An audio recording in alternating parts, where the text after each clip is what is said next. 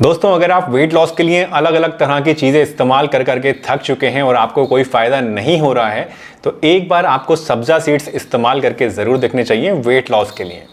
सब्ज़ा seeds, जिनको अक्सर हम लोग फालूदा सीड्स भी कह देते हैं क्योंकि ये फालूदा में डाल के अक्सर खाए जाते हैं, या इनको हम तुलसी के सीड्स भी कह देते हैं क्योंकि ये तुलसी के पेड़ से मिलते हैं।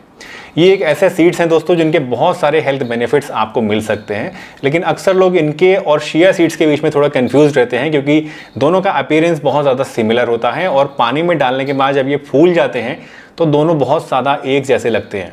तो आज की इस वीडियो में दोस्तों मैं आपको बताने वाला हूं कि अगर आप वेट लॉस करना चाहते हैं तो उसके लिए आपको सब्ज़ा सीड्स किस तरह से इस्तेमाल करने चाहिए, किस तरह से सब्ज़ा सीड्स आपको वेट लॉस करने में फ़ायदा करते हैं, और वीडियो के लास्ट में मैं आपको ये बताऊंगा कि अगर आप सब्ज़ा सीड्स को रेगुलरली इस्तेमाल करते हैं वेट लॉस के लिए या किसी भी और फ़ायदे के लिए, तो आपको किन किन बातों का खास ध्यान रखना चाहिए, कौन सी ऐसी प्रिकॉशंस हैं जो आपको लेनी चाहिए और कौन से ऐसे साइड इफ़ेक्ट्स हैं जो कि सब्ज़ा सीड्स के इस्तेमाल से आपको हो सकते हैं।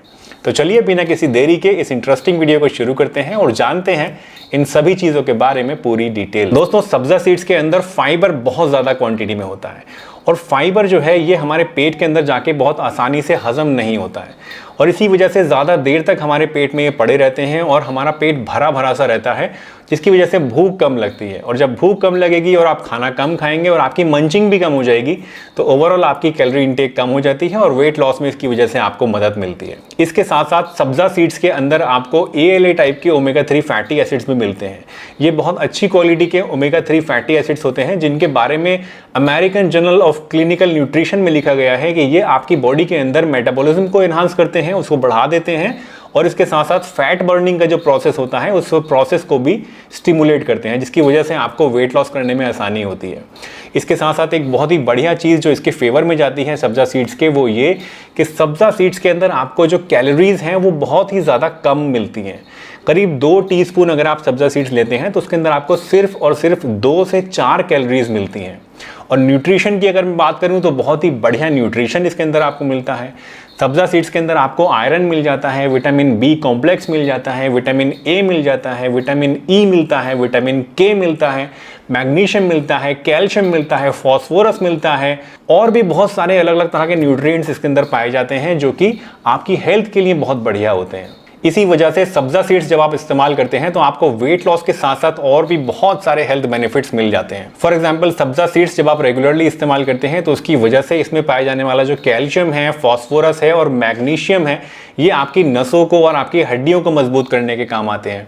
इसके साथ साथ क्योंकि इसके अंदर दोस्तों पैक्टिन नाम का एक फाइबर भी पाया जाता है जो कि कोलेस्ट्रॉल कम करने के लिए बहुत ही ज़्यादा बढ़िया चीज़ है, तो ये कहीं ना कहीं आपके कोलेस्ट्रॉल को भी कम कर देता है। क्योंकि इसके अंदर कैलोरीज बहुत ज़्यादा कम होती हैं और फाइबर कंटेंट ज़्यादा होता है, तो इसकी वजह से जब आप इसको रेगुलरली इस्तेमाल करेंगे तो आपकी ब्लड शुगर को रेगुलेट करने में भी ये हेल्पफुल होता है। डाइजेशन के लिए भी ये एक बहुत ही बढ़िया चीज़ है क्योंकि इसके अंदर फाइबर काफ़ी ज़्यादा होता है, तो डाइजेशन को इम्प्रूव करता है। आपके जो कॉन्स्टिपेशन की प्रॉब्लम है, पुराने से पुराना कॉन्स्टिपेशन अगर आपको है तो उसमें भी आपको हेल्प करता है। आपके डाइजेस्टिव सिस्टम को सूद भी करता है, उसको नरिश भी करता है।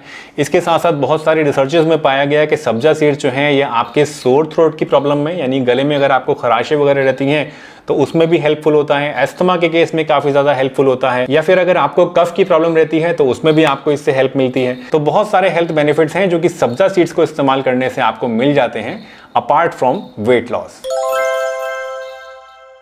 अब सवाल ये पैदा होता है कि अगर आप सब्ज़ा सीड्स को वेट लॉस करने के लिए इस्तेमाल करना चाहते हैं तो इसको किस तरह से आपको इस्तेमाल करना चाहिए जिससे इसके मैक्सिमम बेनिफिट्स आपको मिल सके। तो दोस्तों, वेट लॉस के लिए या किसी भी और बेनिफिट के लिए अगर आप इसको इस्तेमाल करना चाहते हैं तो सबसे पहली चीज़ जिसका आपको ध्यान रखना है वो ये कि हमेशा सब्ज़ा सीड्स को आपको पानी में भिगोने के बाद, सोक करने के बाद इस्तेमाल करना है। जब आप पानी में इसको भिगोएंगे तो उससे आप देखेंगे कि ये फूल जाते हैं। इसके अंदर जो फाइबर होता है वो पानी को एब्जॉर्ब कर लेता है और एक जेल टाइप का स्ट्रक्चर इसके चारों तरफ वाइट सा आपको देखने को मिलेगा। अगर आप इसको बिना पानी में भिगोए इस्तेमाल करेंगे तो काफ़ी ज़्यादा हार्ड ये होते हैं, तो आपकी बॉडी में पूरी तरह से डाइजेस्ट भी नहीं होंगे और आपको जितना बेनिफिट इससे मिलना चाहिए उतना बेनिफिट नहीं मिलेगा। वेट लॉस के लिए इस्तेमाल की अगर मैं बात करूँ तो इसको आपको खाना खाने से आधा घंटे पहले लेना सबसे ज़्यादा बेनिफिशियल होता है। तो आपको क्या करना है, आपको 2 टीस्पून सब्ज़ा सीड्स लेने हैं और उसको 1 कप गुनगुने पानी के अंदर 15 मिनट के लिए भिगो देना है। 15 मिनट के अंदर अंदर आप देखेंगे कि ये सीड्स जो हैं वो फूल कर अपने साइज़ के 2 गुना 3 गुना हो जाएंगे। इन सीड्स को जो फूल चुके हैं आपको खाना है, खाना खाने से करीब आधा घंटे पहले। और खाना खाने से पहले लेने का फ़ायदा जो है वो ये दोस्तों कि इसका जो फाइबर है वो आपकी भूख को कम कर देता है और आपकी जो डाइट है वो कम हो जाती है और इसकी वजह से आपकी कैलोरी इंटेक कम होती है और आपको वेट लॉस करने में मदद मिलती है। दिन में 2 बार आप इसको ले सकते हैं अगर ज़्यादा अच्छी तरह से वेट लॉस करना चाहते हैं, नहीं तो दिन में 1 बार लेंगे तब भी आपको इससे थोड़े बेनिफिट्स मिल ही जाएंगे। अब आइए बात कर लेते हैं सब्जा सीड्स से मिलने वाले साइड इफेक्ट्स के बारे में। दोस्तों वैसे तो सब्जा सीड्स नेचुरल चीज़ है और इसके ज़्यादा कोई साइड इफेक्ट्स नहीं होते हैं, लेकिन कुछ एक ऐसे साइड इफेक्ट्स हैं जो आपको जानना बहुत ही ज़्यादा ज़रूरी है।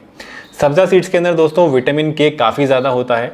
विटामिन के क्या करता है, आपकी बॉडी के अंदर क्लॉटिंग के चांसेस को बढ़ा देता है।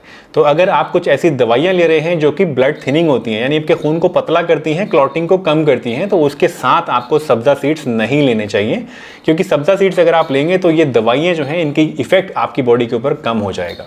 अगर आप ऐसे पेशेंट हैं और आप सब्जा सीड को इस्तेमाल करना चाहते हैं तो पहले अपने डॉक्टर से ज़रूर कंसल्ट कर लें। इसके अलावा दूसरी चीज़ ये कि इसके अंदर फाइबर कंटेंट बहुत ज़्यादा होता है, जैसा कि मैंने आपको अभी बताया था। तो अगर आप इसकी डोज को बढ़ाना चाहते हैं तो आपको ग्रेजुअली धीरे धीरे इसकी डोज बढ़ानी चाहिए। अगर आप एकदम से बहुत ज़्यादा सब्जा सीड्स लेने शुरू कर देंगे तो उसकी वजह से आपको इंडाइजेशन हो सकता है, आपको कॉन्स्टिपेशन हो सकता है और ब्लोटिंग या इस तरह की दूसरी डाइजेस्टिव प्रॉब्लम्स आपको फेस करनी पड़ सकती हैं। इसके साथ साथ अगर आप प्रेग्नेंट हैं तो आपको सब्जा सीड्स इस्तेमाल नहीं करने चाहिए, या फिर अगर आप 15 साल से छोटे बच्चे हैं तो उस केस में आपको सब्जा सीड्स बिल्कुल भी इस्तेमाल नहीं करने चाहिए। इसके अलावा सभी लोग आराम से सब्जा सीड्स को इस्तेमाल कर सकते हैं।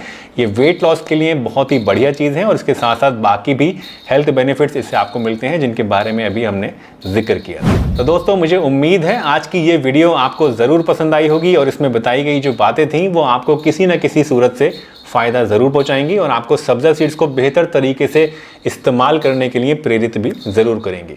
तो चलिए इसी के साथ इस वीडियो को यहीं पे समाप्त करता हूं। अगर यहां तक आपने वीडियो देख ली है दोस्तों और अच्छी लगी है, इससे कुछ नया आज आपने सीखा है, तो वीडियो को एक लाइक ज़रूर दीजिएगा। चैनल पर अगर नए हैं और पहली बार वीडियो देख रहे हैं तो चैनल को सब्सक्राइब भी ज़रूर कर लीजिए और बेल आइकन भी प्रेस कर दीजिए ताकि आने वाली सभी वीडियोज़ का नोटिफिकेशन भी आपको टाइमली मिलता रहे।